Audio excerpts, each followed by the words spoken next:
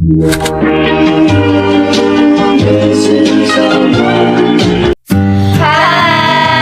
Assalamualaikum warahmatullahi wabarakatuh. Apa kabar semua?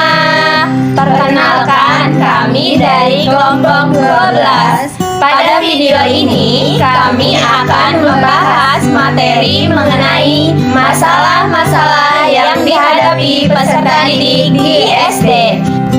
Adapun materi yang akan kami sampaikan yaitu yang pertama, masalah perkembangan jasmani dan kesehatan yang akan disampaikan oleh Dahlia Susilawati. Yang kedua, masalah keluarga dan rumah tangga yang akan disampaikan oleh Anissa Nurfarida.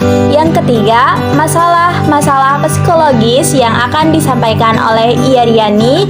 Yang keempat, masalah-masalah sosial yang akan disampaikan oleh Indri Rahayu Septiani. Yang kelima, masalah kesulitan dalam belajar yang akan disampaikan oleh Iyariani.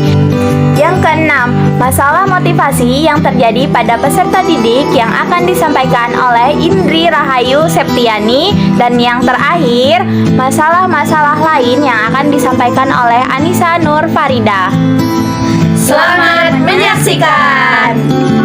Yang pertama, masalah perkembangan jasmani dan kesehatan yang terjadi pada peserta didik di SD. Ada infeksi saluran pernapasan atas atau ISPA. Batuk dan pilek disertai demam atau tidak merupakan keluhan kesehatan yang sering dialami oleh anak. Kebanyakan penyebarannya melalui droplet yang keluar dari hidung atau mulut anak lain yang sedang sakit melalui batuk atau bersin. Penularan penyakit ini sangat mudah dan cepat. Lalu ada diare. Diare yang dialami anak ditandai dengan meningkatnya frekuensi buang air besar yang konsistensinya cair. Penyakit anak ini dapat disertai dengan muntah, demam, sakit perut, dan terkadang tidak terkendali, sehingga menyebabkan dehidrasi. Diare paling sering terjadi pada anak, apalagi jika setelah bermain dan bereksplorasi. Anak tidak mencuci tangan sebelum makan. Kemudian konstipasi atau sulit buang air besar. Hal ini biasanya sering terjadi karena anak tidak mau makan sayur, buah, atau makanan berserat lainnya. Konstipasi ini pada akhirnya dapat membuat anak gelisah karena rasa tidak nyaman pada perut dan kembung. Yang keempat, dehidrasi dan kelelahan. Aktivitas di sekolah biasanya menyebabkan anak kelelahan. Kelelahan bisa menyebabkan anak dehidrasi. Untuk mengatasinya adalah dengan istirahat yang cukup dan banyak minum air putih. Yang kelima, imunitas menurun. Kurang asupan sayur dan buah biasanya akan membuat imunitas anak menurun. Akibat dari menurunnya imunitas ini menyebabkan anak rentan terkena penyakit. Yang keenam, masalah gigi dan mulut. Gangguan mulut dan gigi pada anak sering timbul karena anak sering mengkonsumsi yang manis. Masalah mulut yang umumnya timbul adalah sariawan. Masalah lainnya adalah pergantian gigi. Yang kedelapan, gangguan penglihatan. Yang pertama ada juling. Mata juling adalah kondisi ketika posisi kedua mata tidak sejajar dan melihat ke arah yang berbeda. Meski paling sering terjadi pada bayi dan anak-anak, kondisi ini bisa dialami oleh siapa saja dari semua golongan usia. Yang kedua, mata malas atau amblyopia. Mata malas atau amblyopia adalah gangguan penglihatan sebelah mata pada anak-anak karena otak dan mata tidak terhubung dengan baik sehingga mengakibatkan penglihatan menurun. Yang ketiga, pupil mata berwarna putih. Pupil adalah lubang kecil yang berwarna hitam. Di depan pupil adalah kornea, sedangkan di belakangnya terdapat lensa. Warna putih pada pupil juga dapat berhubungan dengan gangguan pada kornea dan lensa. Selain itu, gangguan penglihatan pun dapat berhubungan dengan retina dan saraf mata. Yang keempat, penglihatan buram. Pandangan menjadi buram atau kabur merupakan suatu kondisi di mana hilangnya ketajaman penglihatan serta ketidakmampuan untuk melihat suatu benda secara detail. Yang kelima, pembengkakan kecil pada kelopak mata. Contohnya, alergi mata, bintitan, kalazion, infeksi mata atau konjungtivitis, kemudian blefaritis. Lalu ada selulitis orbital, penyakit Graves, kanker mata, dan yang terakhir adalah mata berair atau epifora. Masalah selanjutnya yaitu masalah keluarga dan keluarga yang terjadi pada peserta didik. Masalah yang pertama yaitu seperti perceraian orang tua. Nah, dari kejadian perceraian orang tua dapat menyebabkan anak menjadi broken. Nah, hal ini bisa berdampak pada kenakalan anak. Perceraian orang tua juga dapat menyisakan luka dalam benak anak. Bahkan, luka yang dialaminya mungkin saja akan terus terbawa hingga mereka dewasa. Dampak yang mungkin terjadi pada setiap anak itu pasti berbeda-beda, tergantung dari usia anak pada saat orang tua bercerai, kondisi perceraiannya, serta kepribadian anak tersebut. Nah, dari masalah perceraian ini dapat menyebabkan anak-anak mengalami kemunduran, terutama dalam kemampuan belajar dan merasa tidak akrab dengan orang tua ketika mereka sudah menjadi dewasa.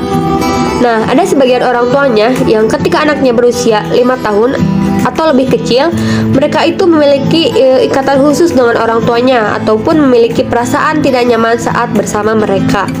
Masalah keluarga selanjutnya yaitu orang tua yang sibuk bekerja. Nah, orang tua yang sibuk bekerja ini dapat menyebabkan anak kehilangan kasih sayangnya atau anak cenderung dibesarkan secara materi. Menurut hasil penelitian juga didapatkan data bahwa anak dari ibu yang sibuk bekerja mengalami penurunan kemampuan dalam mengikuti ujian sekolah sebesar 20%, bahkan lebih parahnya lagi, anak usia 5-10 tahun yang ibunya sangat sibuk bekerja mengalami stres mental sehingga menimbulkan reputasi buruk di sekolah bila dibandingkan dengan anak-anak yang ibunya di rumah untuk membantu mereka belajar. Lalu masalah keluarga yang ketiga yaitu pola asuh orang tua. Nah, pola asuh orang tua ini sangat mempengaruhi perilaku kepribadian anak. Pola asuh orang tua merupakan pola perilaku yang diterapkan pada anak dan bersifat relatif konsisten dari waktu ke waktu.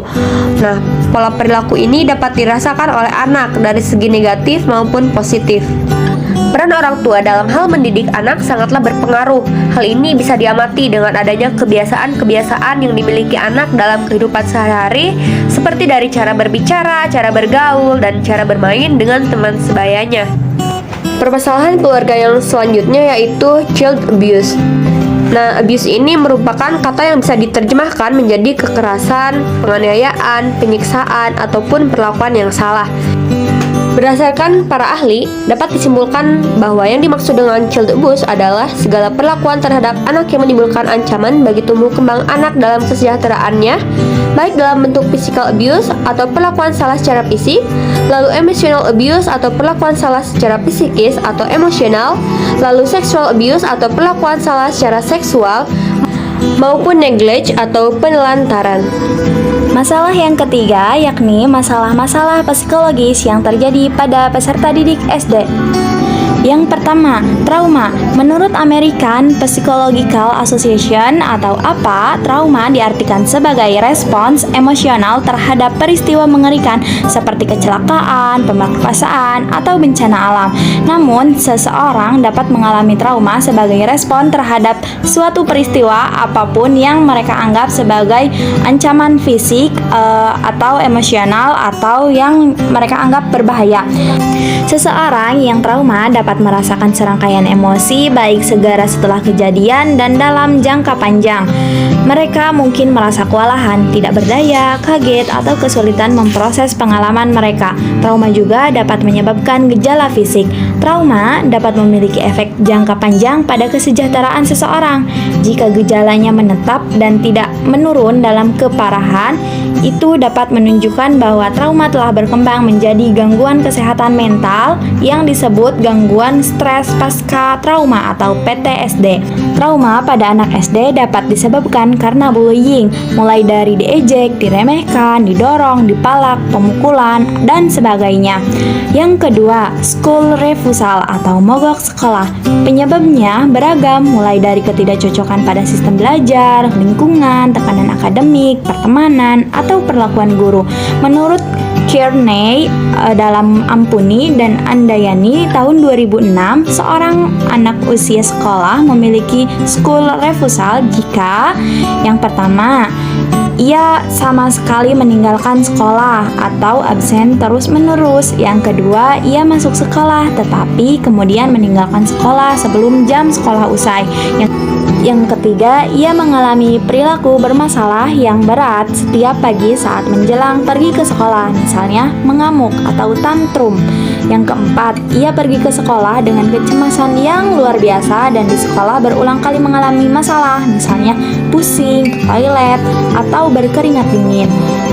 Oleh Gerald dan Drew dalam Ampuni dan Andayani tahun 2006, skul refusal ini dibagi menjadi dua tipe. Tipe pertama atau akut. Tipe ini puncaknya terjadi pada anak sekitar usia 5-8 tahun. Skul refusal akut terjadi dalam kurun waktu antara 2 minggu sampai 1 tahun. Tipe ini memiliki prognosis lebih baik.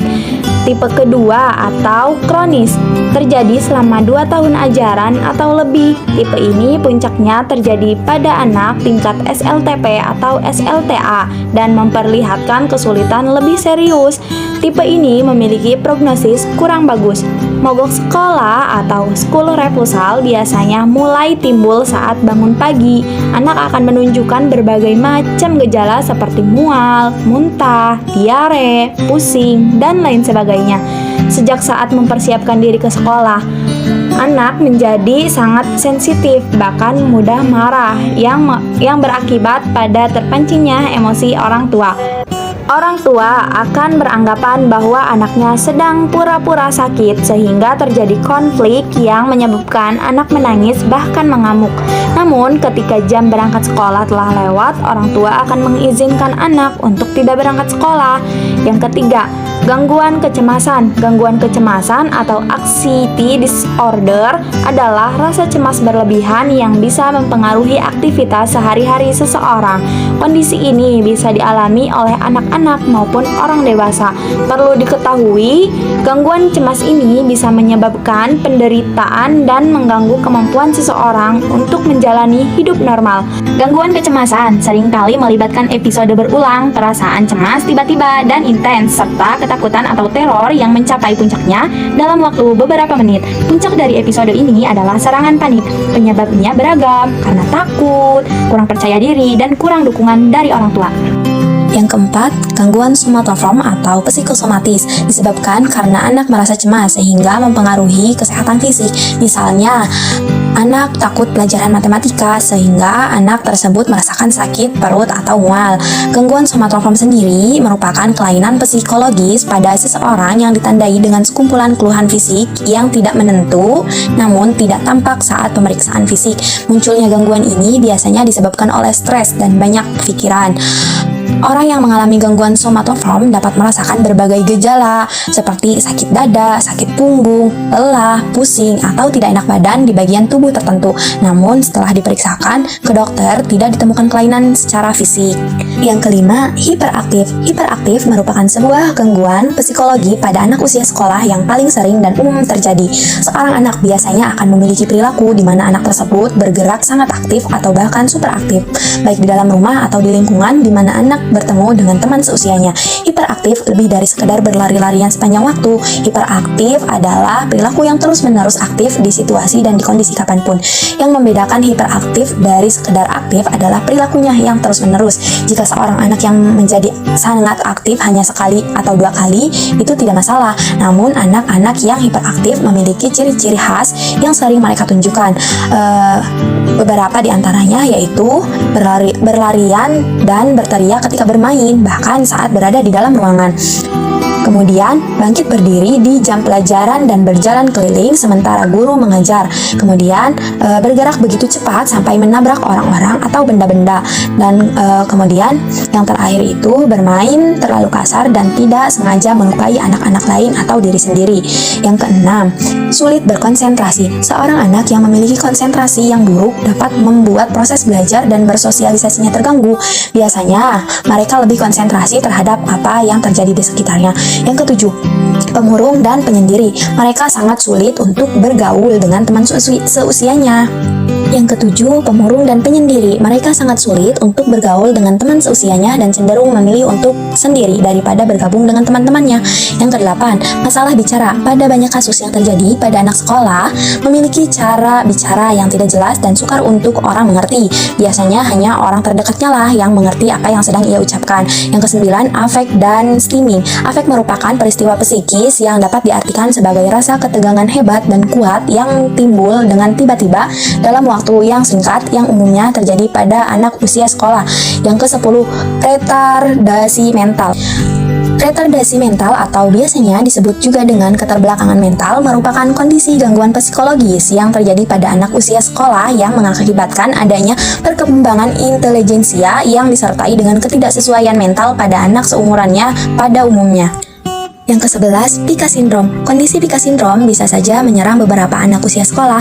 Adapun ciri dari anak yang mengalami masalah ini adalah kecenderungan memakan yang bukan makanan, misalnya batu, tanah, atau kertas. Yang ke-12, gangguan kecemasan yang tinggi. Perasaan cemas memang merupakan hal yang wajar untuk dirasakan oleh anak usia sekolah.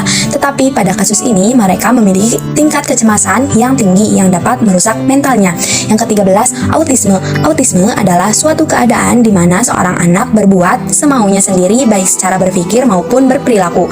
Keadaan ini terjadi sejak usia 2-3 tahun tanpa memandang sosial ekonomi mapan maupun kurang atau dewasa atau semua etnis.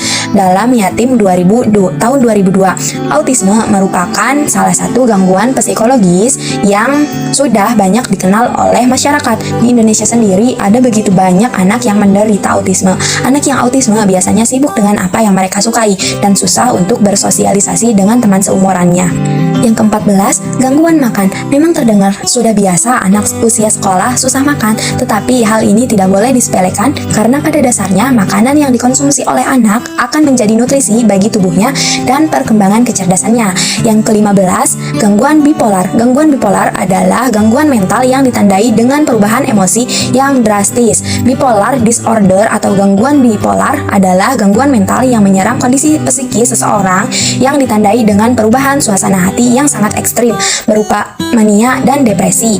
Oleh karena itu, medis sebelumnya menyebut gangguan bipolar ini dengan maniak depresif. Suasana hati penderitanya dapat berganti secara tiba-tiba dari dua kutub atau bipolar yang berlawanan, yaitu kebahagiaan atau mania dan kesedihan atau depresi yang berlebihan tanpa pola atau waktu yang pasti.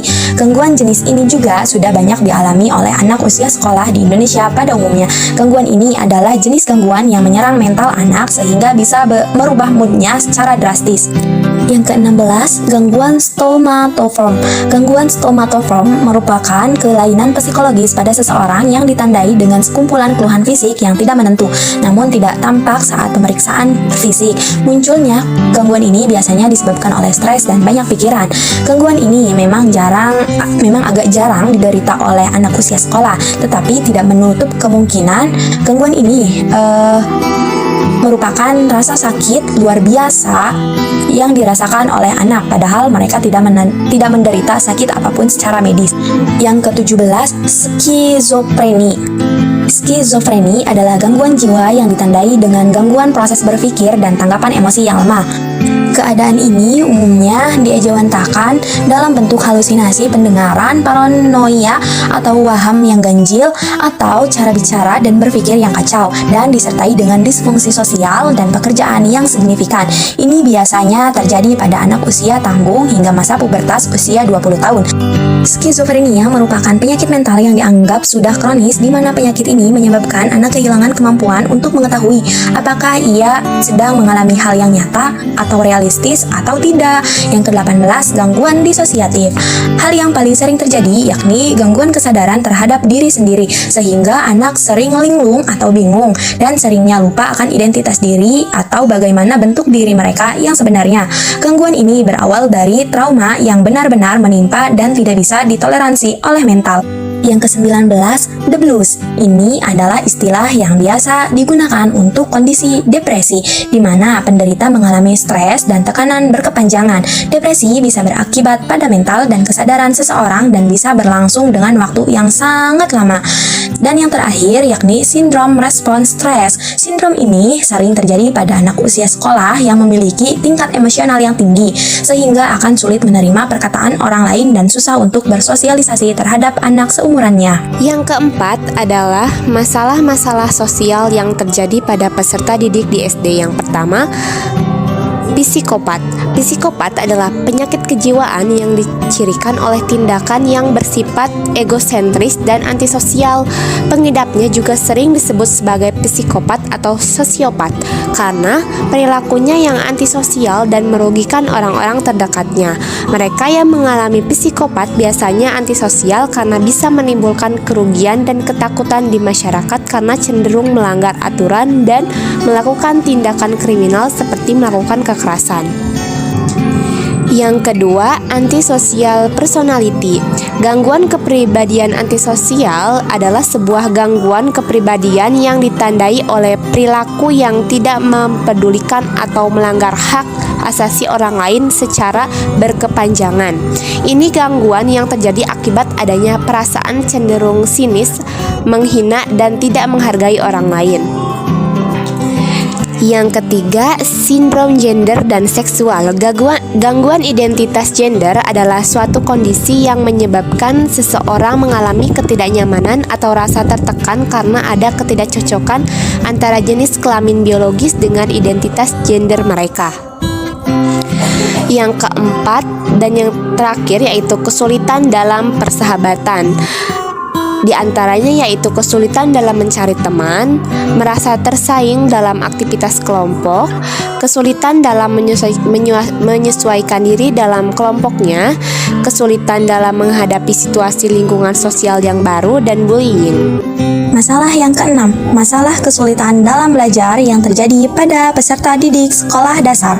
Kesulitan belajar adalah suatu gejala yang nampak pada peserta didik yang ditandai dengan adanya prestasi belajar yang rendah atau di bawah norma yang telah ditetapkan. Peserta didik yang mengalami kesulitan belajar adalah yang memiliki intelijensi normal tetapi menunjukkan satu atau beberapa hal yang penting dalam proses belajar, baik dalam persepsi, ingatan, perhatian, maupun fungsi motoriknya.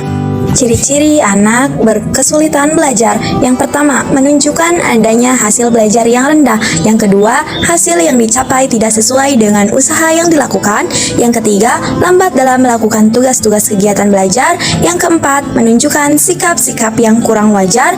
Yang kelima, menunjukkan perilaku yang berkelainan. Dan yang terakhir, menunjukkan gejala emosional yang kurang wajar.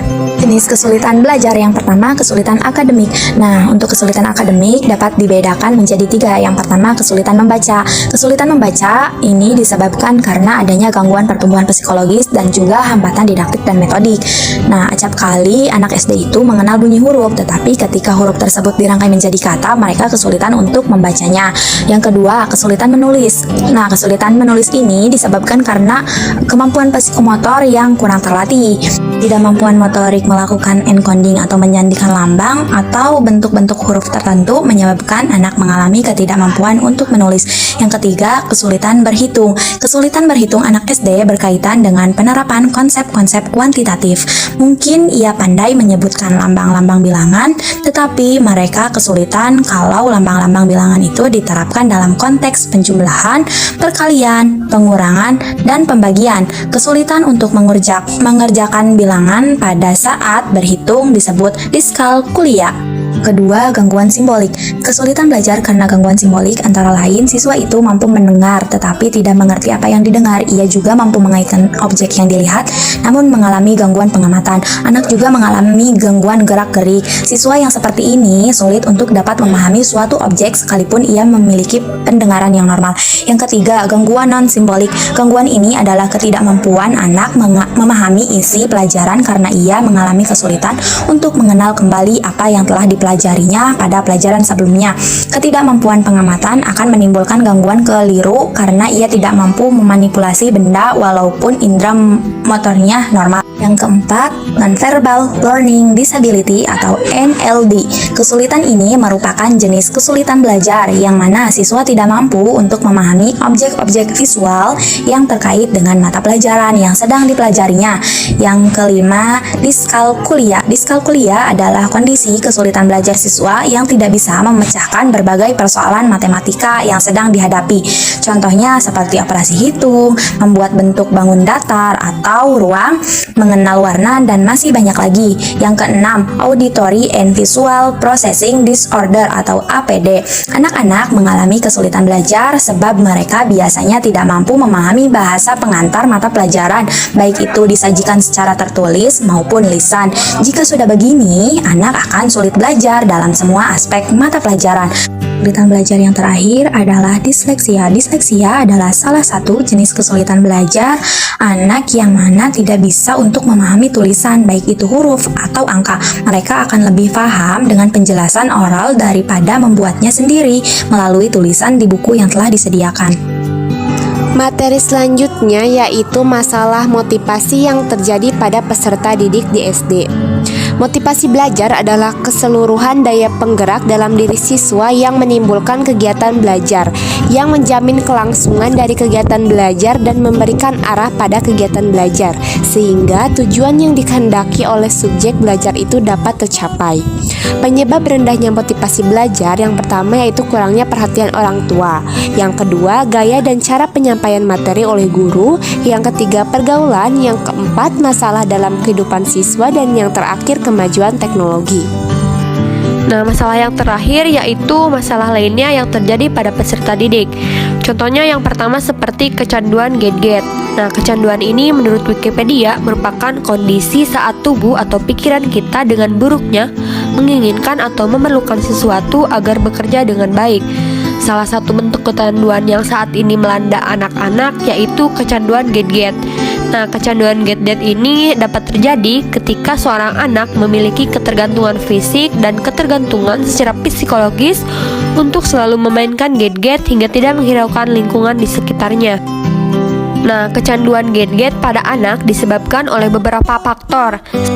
Faktor yang pertama yaitu seperti pengasuhan yang kurang tepat, faktor neuroscience, faktor teknologi, dan faktor lingkungan. Lalu masalah selanjutnya yaitu pengaruh buruk teman sebaya.